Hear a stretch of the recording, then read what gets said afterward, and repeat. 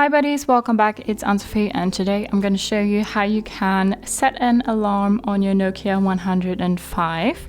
For that, you want to go to your menu and then go to your clock symbol here and then say set alarms, and you have 5 alarms here. And if we go to alarm 1, we can set our time. We want to say at 8 the alarm should go off. Okay, alarm on, and these alarms are off, and then we have alarm 1, 8 o'clock. If we click on that again, we can say repeat alarm or to adjust it. We can go back and we have alarm tones, and we have the standard one or ringing tones, and here we have a few different ones.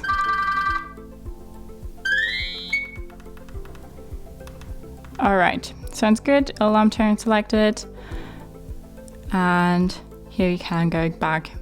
And that's how you can set an alarm on your Nokia 105. Hope you liked it, hope it helped. If so, thumbs up, share and subscribe, and I hope to see you next time. Bye.